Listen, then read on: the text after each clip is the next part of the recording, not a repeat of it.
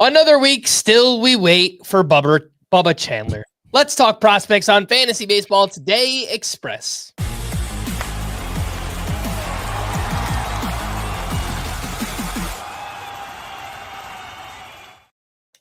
Welcome into FPT Express on Thursday, May 22nd. I am Frank Stampfl, joined by Scott White. The top prospects to stash might sound familiar. Bubba Chandler of the Pirates, Roman Anthony and Marcelo Meyer of the Red Sox, Jac Caglianone of the Royals, and Jacob Misiorowski of the Brewers. Scott, when recording this, we learned that Mike Burrows is getting promoted to start on Thursday instead of Bubba Chandler. And I guess the other big talking point here is that Jac Caglianone has been promoted from AA to AAA. So I mean, and then the other big talking point is after Mick Abel's stellar debut, 9 strikeouts over 6 shutout innings, and then unceremonious return to the minors in favor of Taijuan Walker. I said Mick Abel would be in the top 5 to stash at this point once that happened, but I couldn't get him in there because the 5 from last week, either they're just too good in the case of Bubba Chandler and Roman Anthony, or their stash situation has only improved from a week ago, which I believe is true for Jac Caglianone, Jacob Misiorowski, and Marcelo Meyer. So let's talk about that. Bubba Chandler first. Yes, Mike Burrows got called up instead.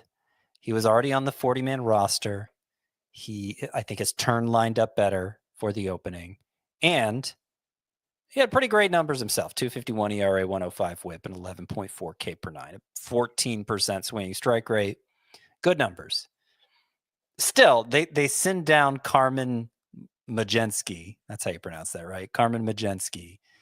And you think, okay, this is it. And to have them not call up Bubba Chandler, like they knew what they were doing. They knew the kind of response that would get. And it just makes me wonder if they're going to thumb their nose at us so brazenly, how motivated they are to call him up at all. You know, at this point, are they just going to hold out for midseason to avoid that extra year of arbitration? Probably not. I still think it could be any day we get the Bubba Chandler news, but there's no guarantee of that. Still, you know, every week that passes where he's not promoted, he's another week closer to getting promoted. We've put in our weeks already. We just got to stick with them. And so that's what I'm doing here. Anthony, you know, continues to do his thing. He's hit 364 over his past 15 games. Still incredible exit velocity readings, but no opening.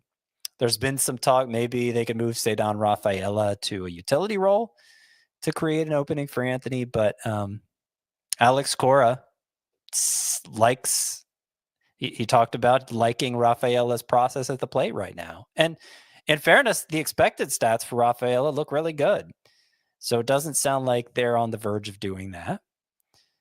But Anthony's too good not to stash. Okay, so let's get into the 3 whose situation has actually improved. Marcelo Meyer. We have heard just this week that Christian Campbell is now taking grounders and working on his footwork at first base. And in fact, got a couple days off this week, I think in part because he was putting in that extra work.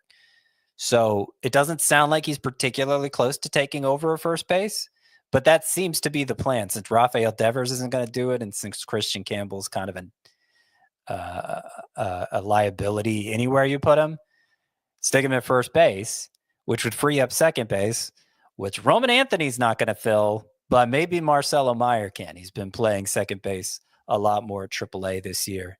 Not the caliber of hitter of Anthony, but still a very good prospect in his own right. And that's why Meyer, I still think, still needs to be one of the top 5 to stash. Caglianone, you mentioned, you know, I added him to my 5 on the verge last week, even though he hadn't been moved up to AAA. I just thought the impact potential was too high to leave him out there in leagues where you can afford to stash a prospect. And now Caglianone is up at AAA. And in the second game there, he got another start in the outfield, right field specifically. So I think we see where this is headed. And I think it's going to be sooner than later, as long as he doesn't hit a wall at AAA. And again, his exit velocities are off the charts, as we've discussed every time we brought him up. Finally, Jacob Misiorowski.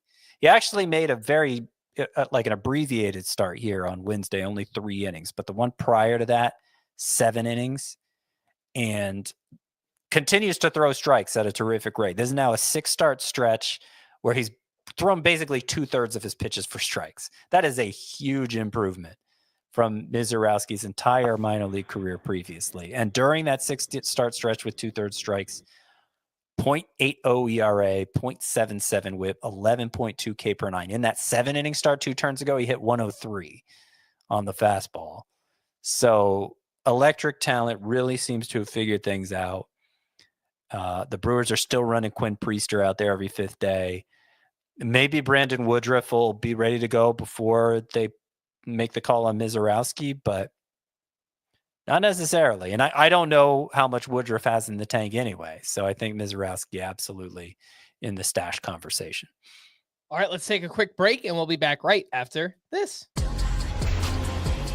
Liberty and Fever clash in an early season spotlight on CBS and streaming live on Paramount Plus. Welcome back in FBT Express. Top prospects on the periphery. These are names that are making some noise lately. And we have Chase Burns, a pitcher with the Reds, Carson Wisenhunt, a pitcher with the Giants, CJ Kafis, first baseman with the Guardians, Patrick Copen, a pitcher with the Dodgers, and Yohendrick Pinango, an outfielder with the Blue Jays. Yeah, interesting group here. So let's start with Chase Burns, who's the one everybody's heard of because he was the 2nd pick in last year's draft.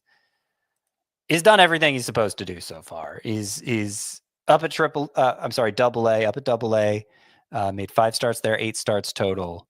He's got between the 2 levels, 2.27 ERA, 0.87 whip, 13.9 K per nine. The fastball is great.